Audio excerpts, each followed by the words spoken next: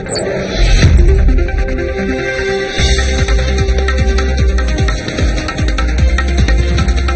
evening and welcome. You're watching the NewsTrack. I'm Rahul Kanwal.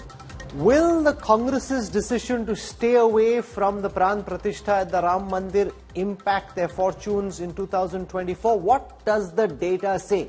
On this week's edition of the Political Stock Exchange, I'll bring you the weekly tracker that C-Voter runs, where we ask people questions about the decision of the Congress party, what they make of it, and whether this could hurt or help the Congress and the opposition in the Lok Sabha elections. And that's my top focus on the NewsTrack tonight.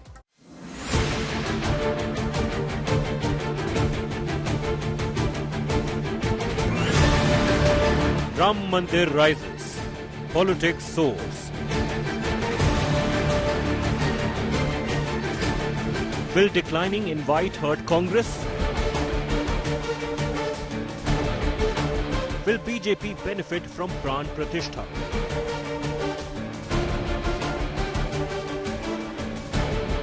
Ram Mandir to be 2024 poll factor?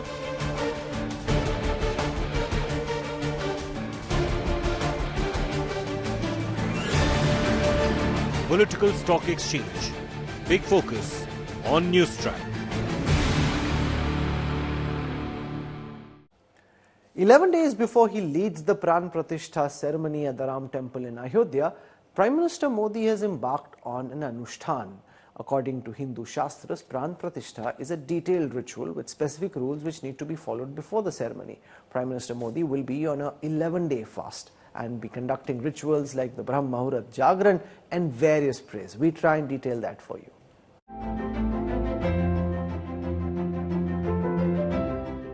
मैंने आह्वान किया था 22 जनवरी तक हम सभी देश के तीर्थ स्थानों की, मंदिरों की साफ सफाई करें.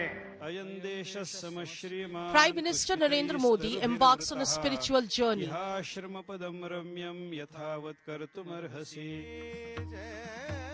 The countdown to the historic inauguration of the Ram Temple has begun. The Prime Minister turns a participant in the divine choreography of faith. मेरा सौभाग्य है कि मुझे भी इस पुण्य अवसर का साक्षी बनने का अवसर मिल रहा है. ये मेरे लिए कल्पनातीत अनुभूतियों का समय है. मैं भावुक हूं, भाव विह्वल हूं. मैं पहली बार जीवन में इस तरह के मनोभाव से गुजर रहा हूं. मैं एक अलग ही भाव भक्ति की अनुभूति कर रहा हूं. मेरे अंतर मन की ये भाव यात्रा मेरे लिए अभिव्यक्ति का नहीं, अनुभूति का अवसर है. As the faithful unite in prayer, Prime Minister Narendra Modi, guided by ancient scriptures, steps into the sacred tapestry of the Ram Temple inauguration. The Prime Minister stands at the confluence of devotion and duty. In an audio message, Prime Minister Modi announced starting a special ritual for 11 days in the lead up to the Prana Pratishtha in Ayodhya. मैं आज से 11 दिन का विशेष अनुष्ठान आरंभ कर रहा हूं. इस पवित्र अवसर पर मैं परमात्मा के श्री चरणों में प्रार्थना करता हूं, ऋषियों, मुनियों, तपस्वियों का पुण्य स्मरण करता हूं और जनता जनार्दन जो ईश्वर का रूप है, उनसे प्रार्थना करता हूं कि आप मुझे आशीर्वाद दें ताकि मन से, वचन से, कर्म से मेरी तरफ से कोई कमी ना रहे. A spiritual odyssey detailed in ancient texts before the consecration. Prime Minister Modi follows the arduous guidelines till the sacred ceremony. Transcending the temporal, Prime Minister Modi seeks the benediction.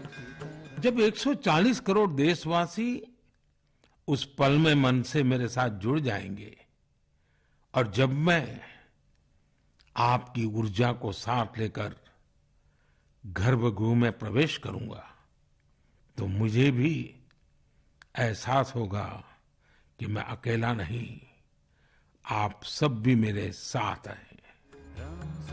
The Prime Minister treads a path paved with faith. मेरी माँ जीवन के अंत तक माला जपते हुए सीताराम का ही नाम बजा करती थी। व्रती के तौर पर 11 दिनों तक अनुष्ठान की जो विधि होती है, उस विधि के अनुसार वो पूजन पाठ करेंगे, हवन करेंगे, यजन करेंगे, अर्चन करेंगे, वंदन करेंगे। ये हमारी परंपरा है। हमारे हिंदू धर्म, सनातन धर्म की जो परंपरा, उस परंपरा का परिपालन करते हुए मोदी जी 11 दिनों के बाद यहाँ पर उपस्थित होंगे 22 जनवरी को। A convergence of spirituality and tradition ahead of the momentous occasion on January 22nd in Ayodhya. Bureau Report, India Today. The Ram Temple fervor has gripped India, and naturally on the political stock exchange as well. We wanted to look at the impact the Ram Temple, the politics playing itself out around the invitations that have been extended, those that have been withheld or regretted, will have on the political fortunes building up to the 2024 general elections. And we also want to look at how religious we are as a society and whether people think religion and how frequently they pray has any bearing on who they vote for. So we look at that, and we have some very sharp number crunchers on the show. I want to welcome first Sanjay Kumar, co-director at Lokniti CSDS, leading psephologist. With us also on this broadcast is Amitabh Tiwari, the political analyst.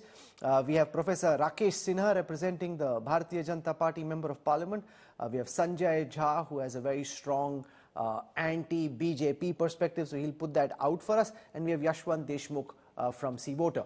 So I want to take the first question, which is just to do with whether what's happening around the Prana Pratishtha in the build-up to the consecration of the Ram Temple will have any bearing on people's decision to vote. So I'll take that question first. I want to tell our viewers that this is a poll done by Sea Voter, and the responses that you're seeing are for Hindi heartland states only. This isn't a national sample. This is largely concentrated in the Hindi heartland states. So with that caveat, let me take you through the response to the first question. Will the Ram Mandir Pratishtha ceremony in Ayodhya influence your voting preference in the 2024 Lok Sabha elections? Here are the responses. 52% of the voters say yes, it will. 31% say it won't. Now remember, most of these Hindi heartland states in any case tend to veer towards the BJP. This is where it's largely BJP versus Congress. It's also where the BJP has in the last election picked up about 90% of the seats on offer. So it's already a BJP bastion. In that, 52% of the respondents are saying yes, it will influence their voting decision, and 63% of the NDA voters say it will impact their voting decision. 45% of opposition voters also say it will impact their voting decision. 37% say no. Now the important thing here, Sanjay Kumar, is that obviously the NDA voters are going to say yes, they are charged up by the Prana Pratishtha, and they're likely to say yes, this will influence their voting. What would be interesting from a data perspective is that 45% of opposition voters are also saying that what will happen during the Prana Pratishtha might influence their voting behavior. What do you make of that? See, Rahul, there are different consideration of voting when every individual has one vote, but this may not be the only consideration of the voter who are intending to vote for the opposition party. But yes, they say this may be one consideration, there could be other considerations as well. So it is not a clear black and white divide that all the voters who are very euphoric, very enthusiastic about Prana Pratishtha, they all will tend to vote for NDA, and all those who are not euphoric would tend to vote for opposition. There is always this gray area. You will vote for opposition parties, may not like this may not support this Prana Pratishtha, or may not be euphoric about Prana Pratishtha, and vice versa. And the data is clearly showing that, Rahul. No, but what it also shows, Yashwant Deshmukh, is that the issue of the Ram Temple seems to have charged up the base.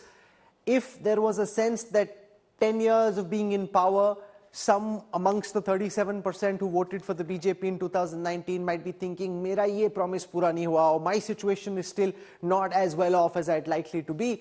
And if anti-incumbency could have been setting in amongst those voters, what this issue is doing is, amongst those who tend to support the BJP, it's got people really charged up and excited, and to that extent, the BJP seems to be using this as a mass mobilization exercise. Religion on the one side, development of the kind that we saw at the Atal Setu in Mumbai on the other, and to get their voters excited by involving them in the various ceremonies in the build-up to the consecration.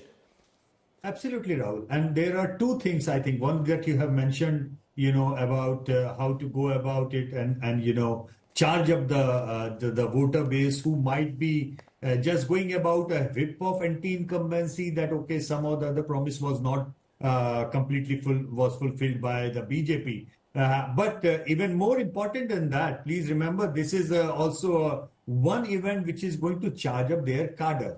And how BJP manages the cadre or uses the cadre of the RSS BJP infrastructure and in elections, we have just seen the result of that in the Madhya Pradesh Assembly election. I mean, arguably one state which they were uncomfortable, 15 years of anti-incumbency, people were facing fatigue, and they swept that election purely from the organizational power. So I think, yes, you are right about the set of angry voters who might find this issue emotional enough to put their anger aside.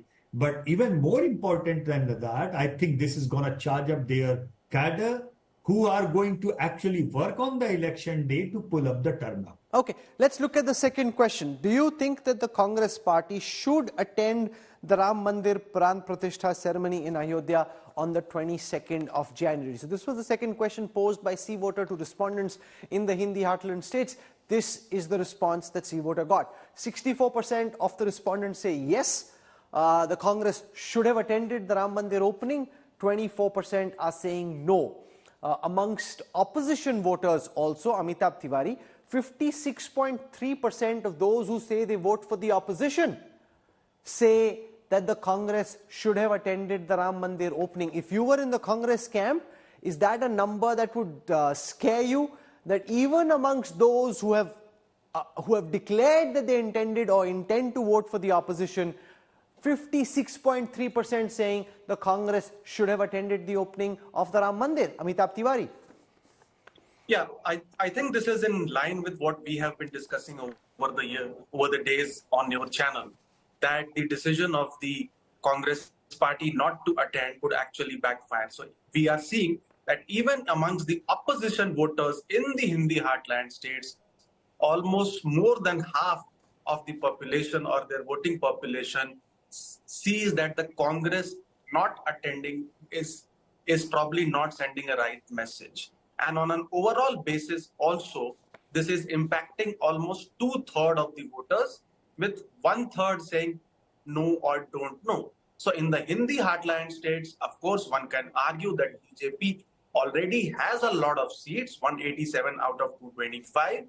However, there is scope for improvement in UP because now you have a weaker Gathbandhan or a Mahagathbandhan, PSP out of the alliance, and with BJP and with JDU exiting the alliance in Bihar, BJP contesting on more seats in Bihar also means that there could be some upside for the BJP there as well. So all this indicates actually an upside for the BJP in the Hindi heartland states if this holds till the elections. And one last point is that on the influence we've seen, the first question, almost 2/3 of the BJP voters, which is the core vote base, say that they are being influenced or they will be influenced by this Ram Mandir inauguration, and 1/3, which is the 1/3 are saying that it may or may not. So that is broadly in line with the 2/3 hardcore ideological vote of the BJP and 1/3 of the BJP vote, which is largely due to the Modi factor. Okay, let's come to the next question on this poll, and I want Sanjay Jha to listen very carefully because he'd earlier argued that the Congress should in fact boycott and not go for the consecration. When the question was asked, do you think the decision of Sonia Gandhi and Mallikarjun Kharge of not attending the Ram Mandir Prana Pratishtha can harm the Congress party in the 2024 Lok Sabha elections? 46% of opposition voters said yes, 55% of total voters said no. So forget total, because that includes a large chunk of NDA voters as well. Let Sanjay Jha just focus on this part. 46.5% of opposition voters saying yes, the Congress's decision of not attending the consecration ceremony will hurt the Congress's chances. Is that something, if you were in the Congress camp looking at these numbers, would that be ringing alarm bells? Rahul, let me tell you that I have been of the view, I've said it publicly, I've said it actually on Rajdeep's program on India Today, that the Congress party actually should have done both the things, attended the consecration ceremony and at the same time pointed out how the BJP is making it into a political project. The two are not mutually exclusive. As we all are aware, we are all seasoned people here on your program today, and you're a veteran reporter and an editor. Everybody knows, we are not born yesterday. The BJP is trying to appropriate a religious event and giving it a political slant. That's the reason why the Shankaracharya is not coming, right? If it was a religious event, the Shankaracharyas ought to be there. The truth is, for the Congress party, however, it also made sense to, because the BJP's propaganda machine always paints it successfully as a minority appeasement party, and the Congress's political communication has never been a strong point, that these things become even more vulnerable. So I'm of the view that the Congress party should have attended the consecration ceremony, and the Congress party should have also exposed the BJP's double standards in exploiting a very sacred religious event for a political gain.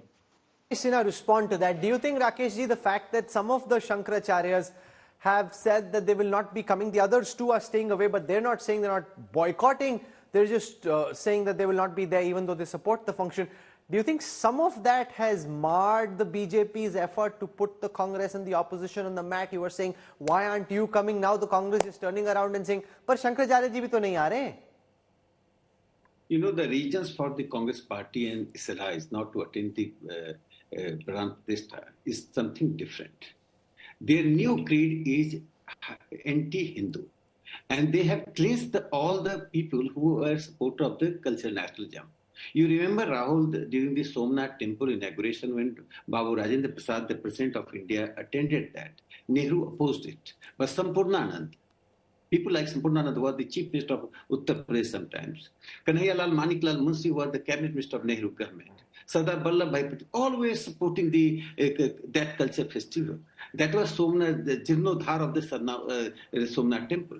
So the Congress had two wings, one Nehruist, other was non-Nehru wing that supported the culture nationalism. But over the years, the culture nationalists and those who supported India's culture heritage, India's legacies, India's prosperity in the spiritual field, they have been completely ousted from the Congress party. Now what Sanjay Jha is suggesting is strategic. It's a question of passion for the Ram temple. It is not the passion. It's giving instrumental advice to the Congress. You attend and oppose. Question is that this is the inauguration of the Ram temple. And Prime Minister of India is the Prime Minister of India. He's not only a BJP leader. He's doing that. That time Babu Rajendra Prasad was doing that, was the President of India. So when you are boycotting, you are giving a message to the Indian people that you are still alienated from the India's cultural heritage. Second important thing, that whatever the electoral prospect, we are less bothered because our Prime Minister Narendra Modi's action and vision are sufficient to get 400 seats. Here I am telling that this event is going to impact the India's party system.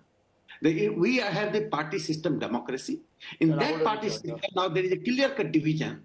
Those who are going to be supporting 370, retaining 370, they are opposing the inauguration of Ram Temple. They are the people who are supporting the Breaking India group. So Rahul Gandhi, Priyanka Gandhi, Sonia Gandhi and their allies like RJD or some other parties, they all are betraying the India's great grand cultural event. Okay. This is not only Sanjay Kumar wants to respond to what you're saying, but yes. This is not only Rahul, can I quickly respond to him? No. Prime Minister Modi should be credited that he created a very harmonious situation in the country. And after the Supreme Court decision, this is a civilizational event. We are retaining, regaining, reconnecting with our civilizational heritage. And that Congress party is betraying that civilizational event. It should not only condemn people of India, posterity of India would reject Congress party in future. The Congress party runs the risk of coming across as irreligious or anti-religious even by choosing to stay away. That's the charge the BJP will fling the Congress's way again and again, Sanjay Jha.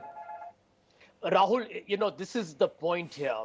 The BJP yesterday put out a poster which tells you basically it is a political project, right? They put out a poster with all the faces of the opposition leaders calling them anti-Sanatan, which happened within 24 hours of the Congress making a statement that it was not going to attend the Prana Pratishtha. Here is the question. End of day, that told you that this is a political project for the BJP. And number two, anti-Sanatan, I think Mr. Sinha should know, even I'm a Hindu and even he's a Hindu, I'm also a practicing Hindu, by the way. The truth of the matter is, the Shankaracharyas whom I believe in are higher in my esteem in terms of Hinduism than an Amit Shah or a Mohan Bhagwat or a Narendra Modi. And they have been there for 2,500 years. And they're saying you are being anti-Sanatan by not following the traditions, the protocol and the decorum of the Hindu faith in inaugurating an incomplete temple. You have a lot to explain, Sinhaji. You can't dodge it by hollow rhetoric here. Okay, I want to, because I don't want to make this a tutu meme and a regular political show. I want to focus on the data over here. 30 seconds. Okay, 30 seconds. 30 seconds. I want to focus on the data. Yes. Hindu spiritual thought is not a unified. There is a lot of diversity. We have a spiritual pluralism. So there is interpretation of Panchang, there is interpretation of the inauguration, there is interpretation of the temples. So this is a democratic religion. This is not a theocratic and authoritarian religion. That is a point. Okay. So you go for the marriage time, you will find that Mithila Panchang is saying something, Banaras Panchang is saying something. So I think this is a project. This is a civilizational project, more than religious project. This is a civilizational project which we are pursuing, accomplishing. An entire nation is Prime Minister Narendra Modi. But the question is, the civilization just looked at from a Hinduism or Hindutva point of view, or does the civilization include other religions as well? And what do they think of what you're calling a civilizational project? But that's a matter of another debate, and I don't want to get into that right now. I want to focus on the data. Do you think that other leaders of the opposition India alliance will also now follow the Congress party and decide not to attend the Ram Mandir Pratishtha ceremony? Let's see what the responses to this question have been. So this is the question. The Congress has already boycotted. Some of the leaders like Kejriwal, Nitish Kumar either haven't been invited or haven't indicated whether they will come or not. So this is what the respondents in the C-Voter survey said. 35% felt that the Congress's decision will impact the others. 30% said no, it will not impact the others. 34% said they frankly don't know.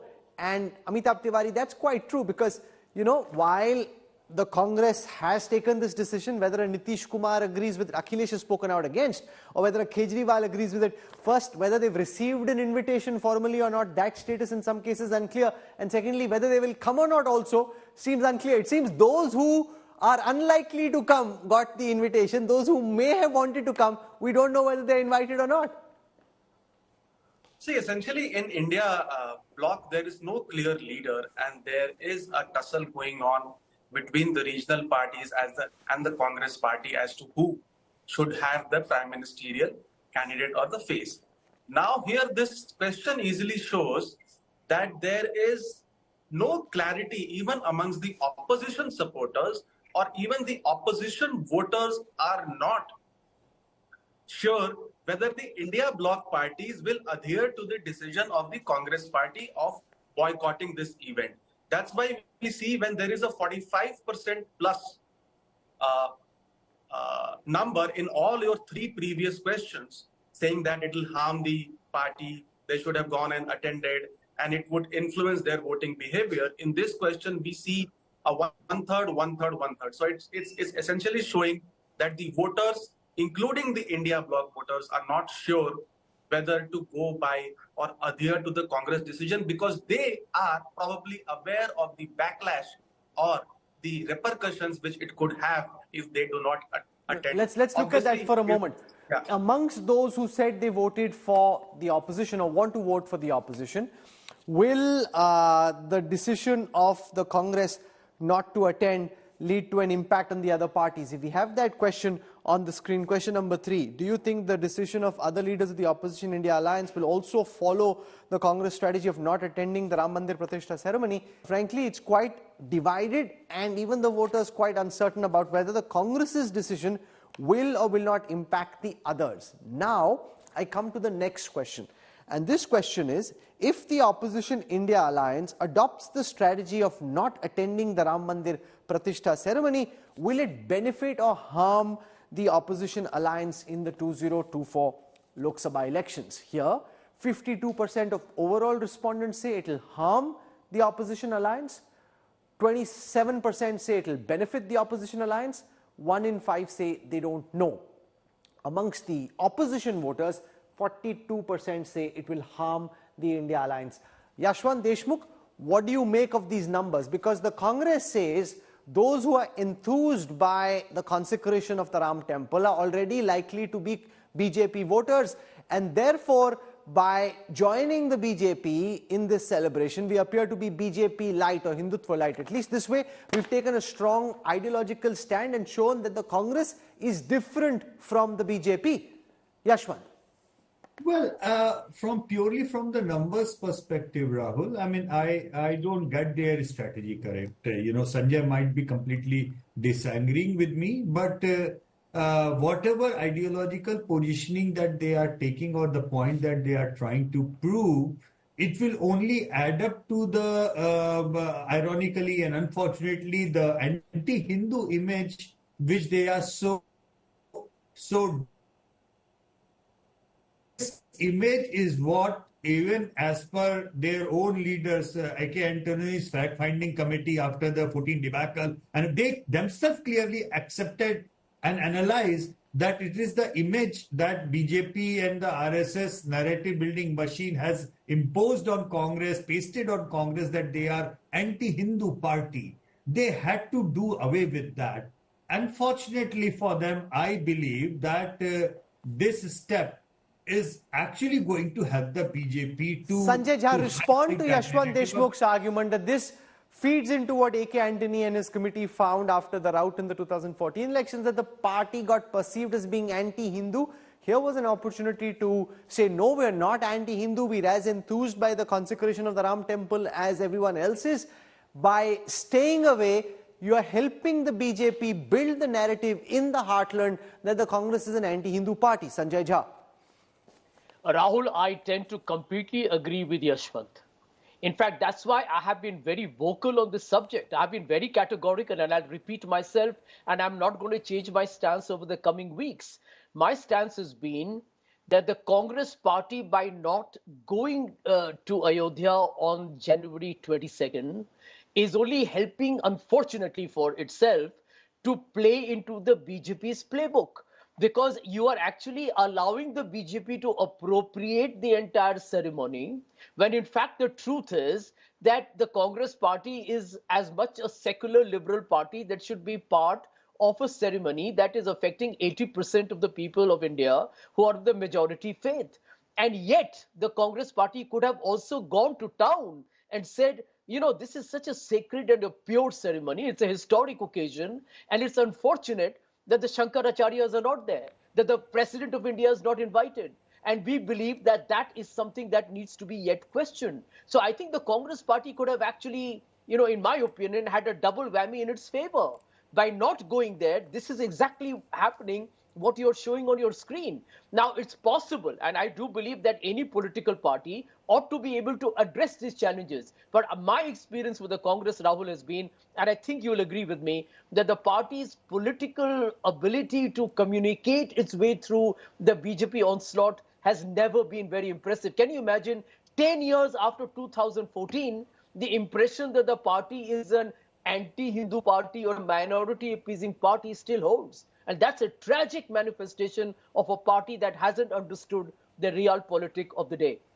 Sanjay Kumar, this data set which suggests that 42% of opposition voters think that the decision to stay away, if all of India Alliance adopts this, will harm the opposition.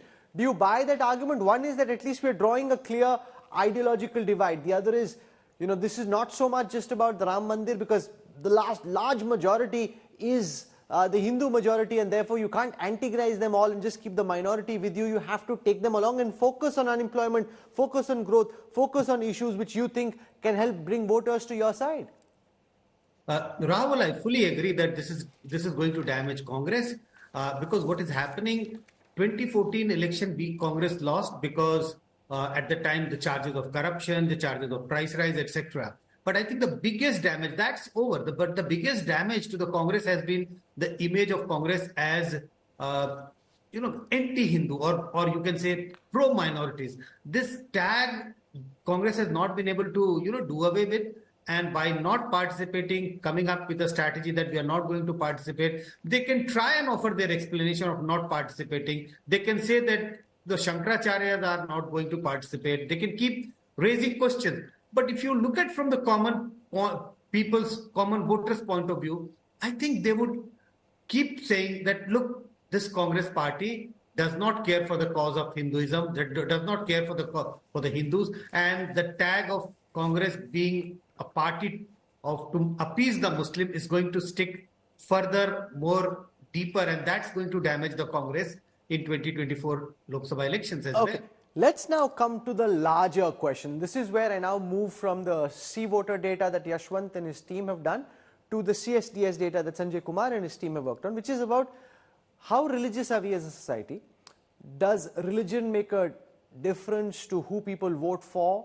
And will issues like the Ram Temple, as a consequence of their religiosity, impact their voting behavior? So let's just go across and see how people have voted and what they say about how religious they are. This is from the CSDS post-poll data for 2019, 2014 and 2009. So here it is on your screen.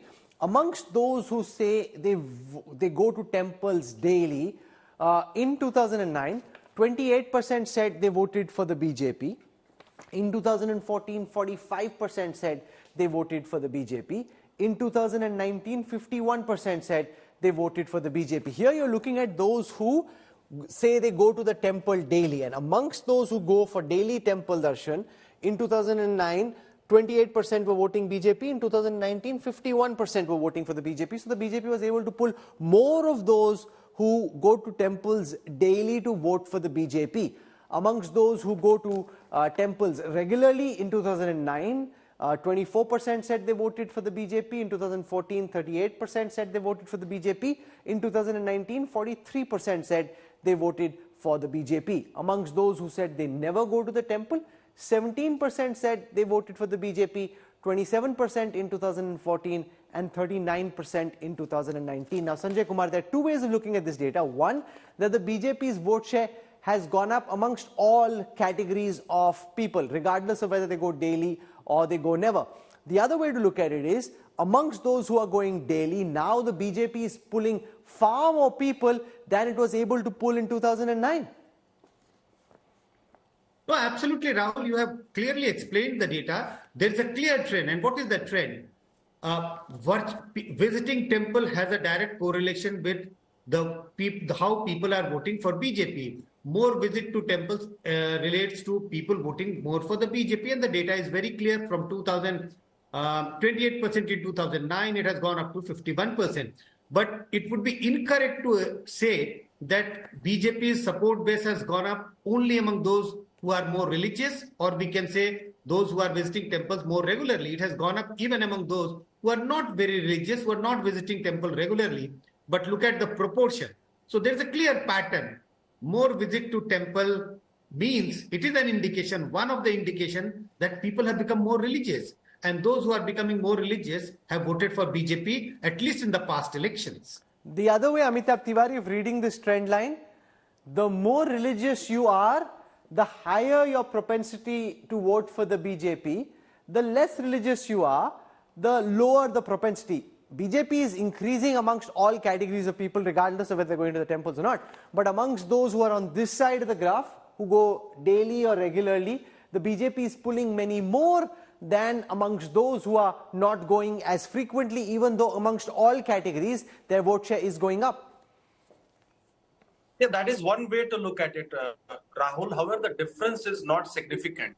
If you see that the BJP has increased it's support based amongst people who are rarely going or were never going to temple by a higher percentage, because it has more than doubled from 18 to 42 and 17 to 39, vis-a-vis people who are going to temple daily or regularly, because the increase here is not 100%, it is less than 100%.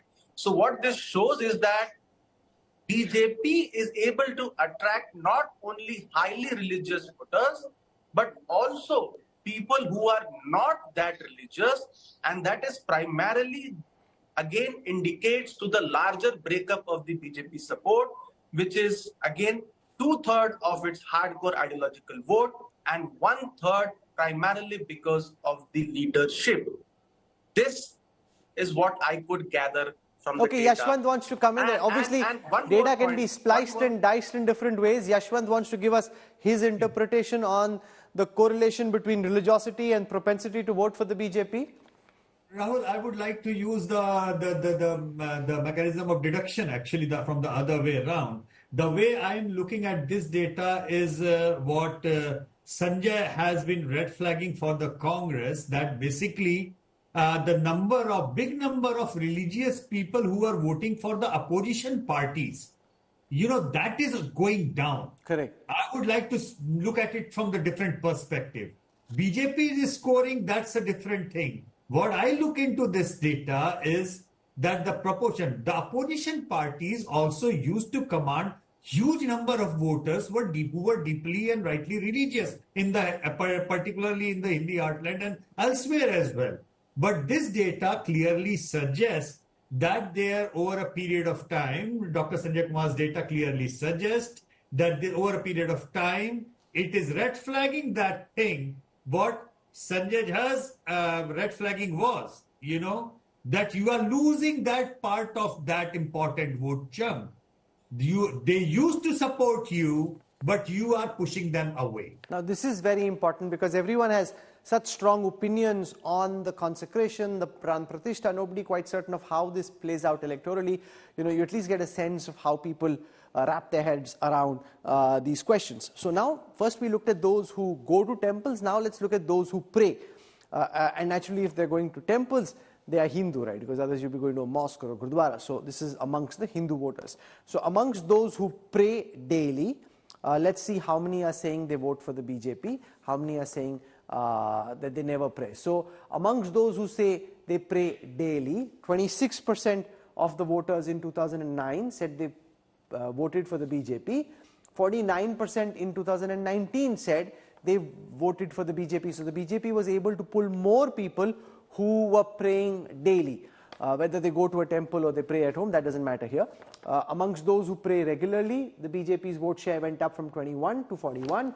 Amongst those who never pray, the BJP's vote share went up from 14 to 35. Amongst those who rarely pray, the BJP's vote share went up from 16 to 41. So their vote share is going up at all times. But amongst those who are praying daily, the vote share has gone up from 26 to 49.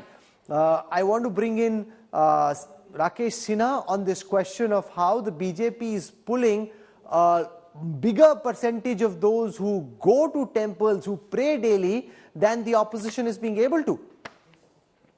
Rahul, this is a natural consequence of the changed circumstances.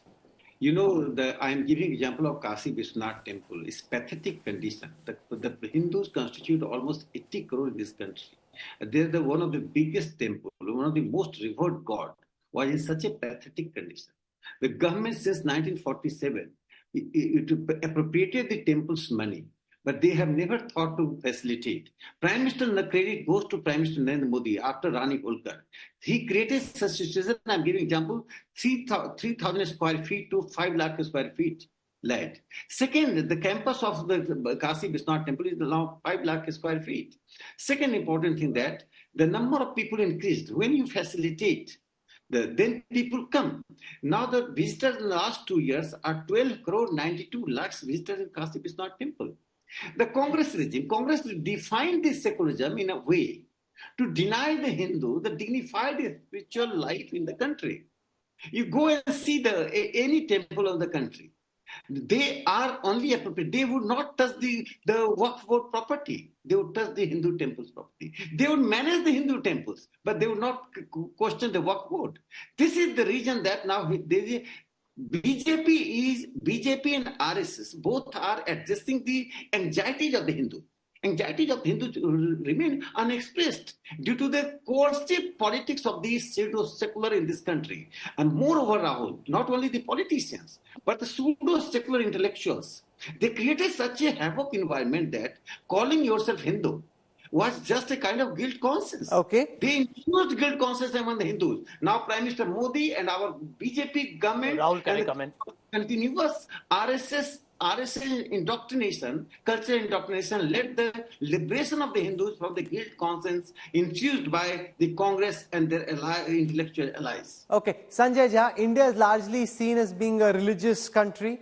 Amongst those who are more religious than the others, fewer people are voting for the Congress or the opposition than used to be the case earlier. The BJP pulling towards its gravitational force many more who are religious than the opposition parties are being able to over the last 15 years. You know, Rahul, I'll tell you what emerges from your numbers. Number one, I need to tell you this, that I don't think India has never or ever been low on its religiosity. I think India has always been a traditional conservative country. I think India has always been a religious country. It's not that after Modi or after 2014 that has changed. I think the critical way is the Congress missing, I think, a very significant underlying message here, which is number one, that every voter who has voted BJP is not Hindutva. I can tell you Indians are religious. The Hindu voter is religious, he's not communal. To brand everybody who votes BJP to be communal is, I think, a myopic thought.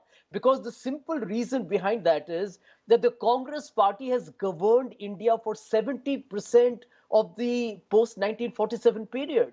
And you think those votes can come from 14% minority Muslim votes? The majority has come from the Hindu community. And the Congress party has won 10 of the 17 general elections, is governed for 55 years on the support of all communities across the country. I think the party seems to have become a little shoehorned politically because of the BJP propaganda on minority appeasement, that it has not been able to address the narrative here that I am a big tent party. We appeal to everybody in this country.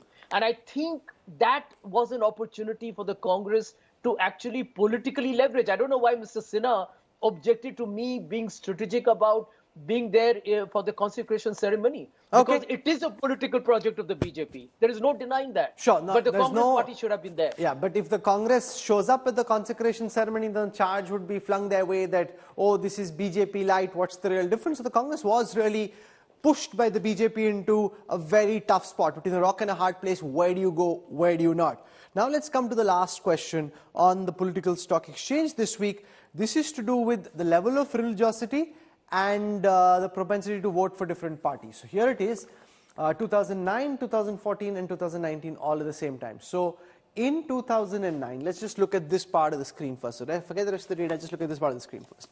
In 2009, amongst those who said their religiosity was very low, 27% voted Congress, 13% voted BJP. Amongst those who said their religious propensity was low, 25% voted Congress, 19% voted BJP. Amongst those who said they were medium religiosity, 27% voted Congress, 24% voted BJP. High, 28% voted Congress, 29% voted BJP. But remember, in 2009, the Congress won, so naturally it's going to be like that. Switch to 2019, amongst those who said their religiosity was very low, 18% voted Congress, 37% voted BJP. So more than double for the BJP, even amongst those who said their religiosity was very low. Amongst those who said their religiosity was low, 17% Congress, 45% BJP. 17% amongst those who were medium for the Congress, 48% for the BJP. Amongst those who said their religiosity was high, 10% voting Congress, 53% voting for the BJP. So this is very clear, Yashwant Deshmukh, that amongst those who were very religious, the BJP was winning much more vote than it was amongst those who were less religious. So therefore, if and to the extent that you are religious, you're more likely to vote for the BJP versus the Congress in the Hindi heartland state, that data comes out quite strong. Absolutely, and you can see the drop particularly on the bottommost lines, and that also tells you one more story, Rahul, that what Amitabh mentioned, that there is a section of the BJP voters which shifted over to the BJP on the development agenda, and then there is a base voter of the BJP on the religious ground or the Hindutva ground.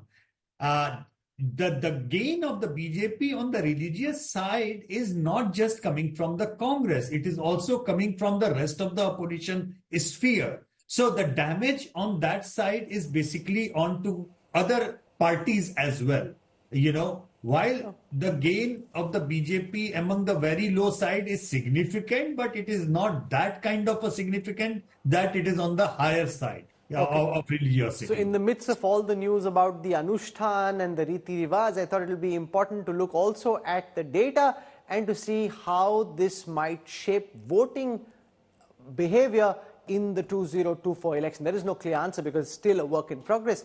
But I think between Yashwant Deshmukh and Sanjay Kumar, what their data has been able to give is some insights into how people think about these issues, and I appreciate all our guests for joining us and sharing their insights with us. Reliance Industries chairman Mukesh Ambani has once again climbed to the top as Asia's richest man. Ambani became a centi-billionaire with his net worth crossing $100 billion mark.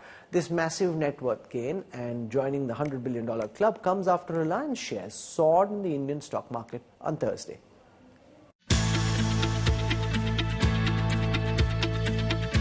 For investors on Dalal Street, 2024 has been no less than a bonanza.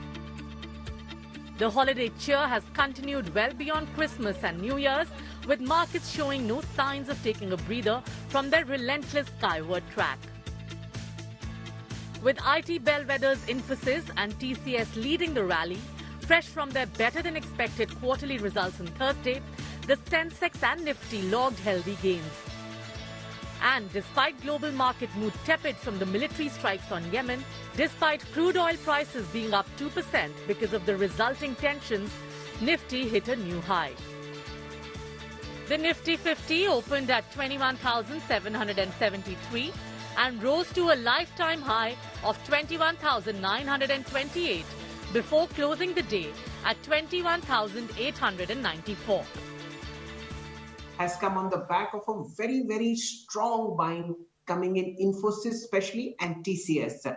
Remember, Infosys declared earnings post-market close yesterday and the stock was off to a flying start in the morning, opening 4% higher. At the moment, it's the top traded counter on the National Stock Exchange. In the tech sector, there's a fantastic rally happening in the tech index. The Nifty IT index is up a whopping 5.1%. At 36,482, striking nearly a 22-month high after these stunning results from Infosys and TCS in particular. What the exuberance in the market did was to propel Mukesh Ambani into a very exclusive haloed club, that of centi-billionaires. The Reliance Industry chairman's net worth rose to $102 billion, up $2.76 billion on nearly 23,000 crore rupees overnight. The 66-year-old tycoon has gained nearly $5.5 billion in wealth this year, making him the 12th richest in the world. In fact, Indians now make up the top 2 richest individuals in Asia, with the other being Gautam Adani, who has staged an incredible comeback from the Hindenburg debacle a year ago. Gautam Adani is now valued at $96.2 billion thanks to his infrastructure empire. His net worth has grown around $12 billion in the first 12 days of this year, about 8,300 crore rupees per day. He is now the 14th richest in the world. However, Elon Musk still remains the richest man in the world, eclipsing all others with a huge net worth of $212 billion or 18 lakh crore rupees. Bureau Report, Business Today TV. This is where we wrap up the NewsTrack tonight. For your time and your trust, thank you very much. All through next week, do tune in to our coverage from the World Economic Forum at Davos. Goodbye. Good night.